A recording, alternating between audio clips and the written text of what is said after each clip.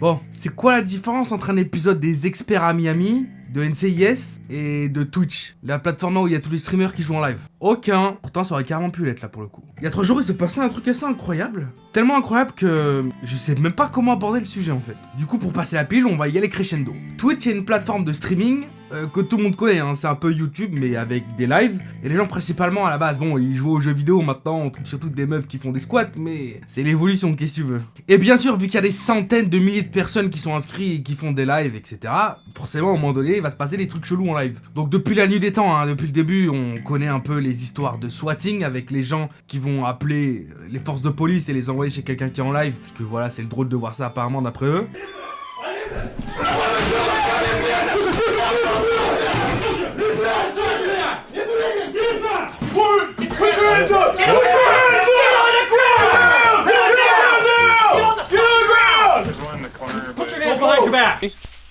Where's the bomb? I'm holding, let me see. I have to go. Holy fuck. Oh my god. I'm going left, sorry. I'm going left. Right. Oh yeah, what do you know? We're playing video games. Kitchen's clear. You've heard of swatted, right? Yeah. Voilà, toutes les personnes qui essayent de battre des records, que ce soit des speedruns ou n'importe quoi, et du coup ils se retrouvent à liver pendant 30, 40, 50, 70 heures d'affilée. Forcément on se retrouve avec des gens qui tapent des malaises en plein live. Okay, I have some hallucinations right now. What the fuck?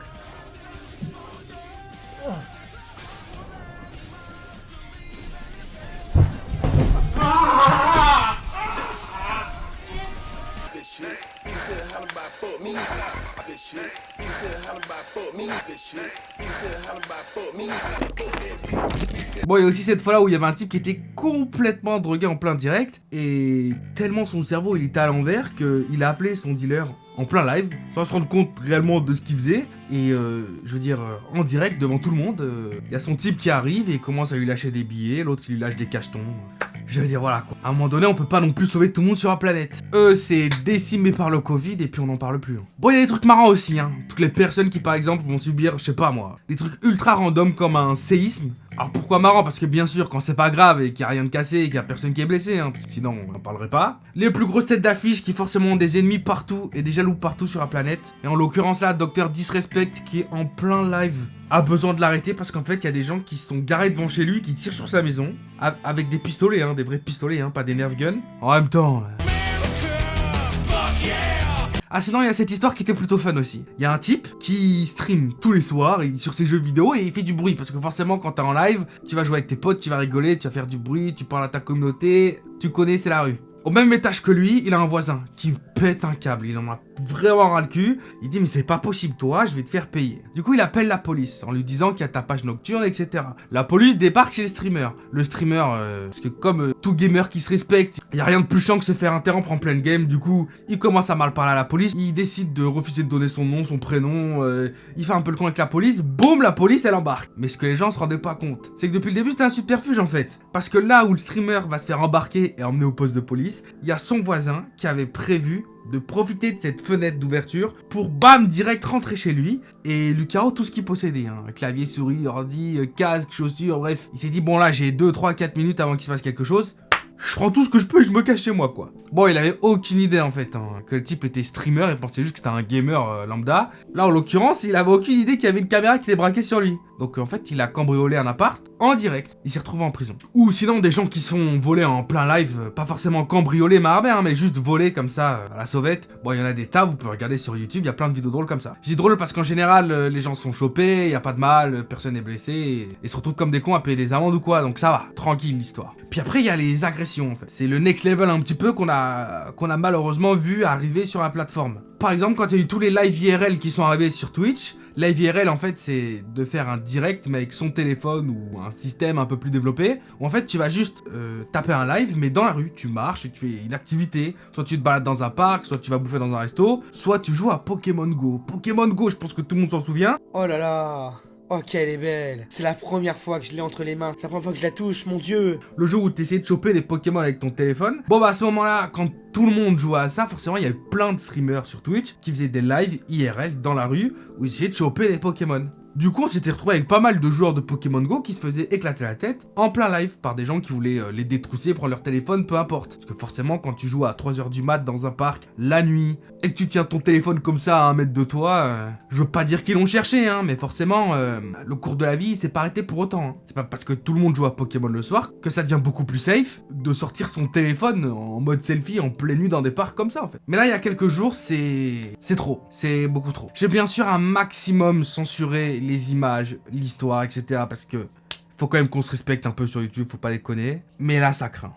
Depuis très tôt sur la plateforme, c'est devenu un métier en fait. Hein. C'est-à-dire que les gens vivent de ça, soit par les donations, soit par les subscribes en fait, des abonnements payants. Et bien de plus en plus, on a vu sur les lives des choses qu'on appelle des donation goals. Et un donation goal, qu'est-ce que c'est en fait? En fait, c'est tout simplement des paliers de donations que tu vas mettre en live, où à chaque fois, tu vas dire par exemple, si on atteint 50 € ce soir, je vais faire ça. Si on atteint 100 €, je vous fais ça. Si on atteint 200 €, on fera ça. Bref, t'as compris le principe. Et forcément, avec une idée pareille, qui à la base part d'un bon sentiment en fait, on se retrouve avec des dérives incroyables. Alors la plupart du temps, c'est surtout des meufs qui vont par exemple faire des squats en petite tenue au bout de 50 € ou des danses du ventre à 100 balles, ou toi-même tu sais, ça peut aller très très loin. Mais là, il y a quelques jours, on est tombé sur quelqu'un qui probablement tombé sur sa tête beaucoup trop jeune dans sa vie en fait. Parce que très vite, son chat, il a compris que ce streamer là, ça fait déjà des semaines qu'il est comme ça en fait, à chaque live, il est complètement pété, il est bourré, et peut-être même sous d'autres types de substances, parce que vraiment, des raisonnements pas possibles, il les enchaîne tous les soirs en fait. Et son chat a eu la superbe idée de lui dire pour combien tu enfermes pendant quelque temps ta copine sur le balcon. Alors lui, il rigole, et puis il dit allez, pour 1000 $, on le fait. Sa copine enceinte. Et les 1000 $, ils ont été mis par quelqu'un. Du coup, il va choper sa copine qui était à côté de lui durant tout le live, et il l'enferme sur le balcon. Il était genre au 3e ou 4e étage. Mais c'est peut-être à ce moment que je devrais t'expliquer que le streamer est russe, et qu'on est en hiver, et qu'en ce moment il fait moins 40 en Russie, le soir, en hiver. Et puis la cerise sur le gâteau, sa meuf, elle était en sous-vêtements. Comme ça, autant tout faire d'un coup, hein. Soit tu fais les choses, soit tu les fais pas. On fait pas les trucs à moitié ici. En tout cas pas en Russie apparemment. Et là s'ensuit de longs moments macabres en fait, parce que le type est complètement déchiré, donc il se rend pas compte vraiment du temps qui passe. En même temps, il en a aussi un petit peu rien à foutre, on sait pas trop ce qui se passe dans sa tête au final, puisqu'il va la laisser très longtemps sur le balcon. Assez longtemps pour que quand il se rappelle qu'il a foutu sur le balcon, ou qu'il se dit bon, il est temps que je la récupère, sa meuf est terminée quoi, je veux dire là. Dexter saison 1 épisode 1, tu connais l'histoire. Alors là où ça devient carrément flippant en fait, c'est difficile de mettre un point sur est-ce que c'est l'alcool qui l'a fait réagir comme ça, ou juste qu'il est complètement débile, ou juste qu'il en a rien à foutre, ou juste qu'il était beaucoup trop préoccupé par la hype que ça donnait à son live. Mais oui, en fait, il va chercher sa défunte en fait, parce qu'elle vient littéralement de décéder hein, en live. Hein. C'est une histoire de dingue, je vous l'ai dit. Il va la chercher et puis bien sûr la caméra tourne, donc tout le monde assiste à lui qui se rend compte qu'elle est plus là, enfin qu'elle est là mais plus là, hein, tu t'as suivi. Et donc il essaye de lui parler, il lui dit de se réveiller, bien sûr elle se réveille pas parce que c'est pas comme ça que ça fonctionne, hein. La Belle au bois dormant c'est que dans les dessins animés. Et ce qu'il va faire c'est qu'en fait il va retourner devant son live, il va se mettre assis, puis il va continuer son live en fait en disant à sa communauté bah merde alors elle répond pas en fait, c'est un truc de ouf. Il va parler comme ça avec sa communauté pendant 20 minutes, 25 minutes. Prends ton téléphone, je sais pas, fais un truc, appelle les pompiers. Bon, au final, au bout d'une demi-heure, il y a son chat qui lui dit mais t'es vraiment un débilos, appelle tout de suite les pompiers. Et à votre avis, qu'est-ce qu'il va faire? Cas numéro 1, il va appeler les pompiers, il va être très déçu, très triste, il va essayer de lui sauver la vie quoi qu'il arrive. Réponse B, il va la déplacer sur le canapé juste à côté de lui, à côté de son siège, et il va continuer son live. C'est exactement ce qu'il va faire en fait, hein.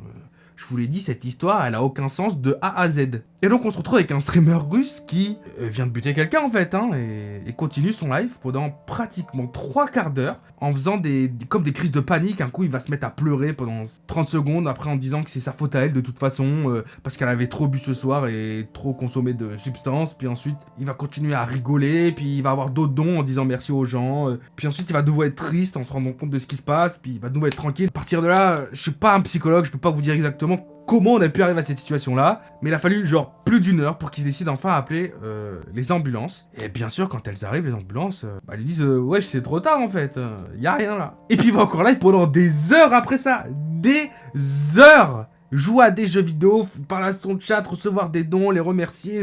Dans quel monde on vit? Bon après, encore une fois, j'ai pas envie de tomber dans le stéréotype du c'est normal en Russie, mais malheureusement j'ai dû m'informer pour parler de cette histoire, donc j'ai regardé un peu le truc. C'est horrible bien évidemment, et il se passe des trucs incroyables que t'as envie de te dire, mais c'est normal en Russie et pas ailleurs quoi. Notamment le SAMU qui, quand tu leur expliques l'histoire, ils se mettent à rigoler en fait. Le SAMU rigole, alors qu'à 1m2, il y a sa copine qui est finie quoi en fait.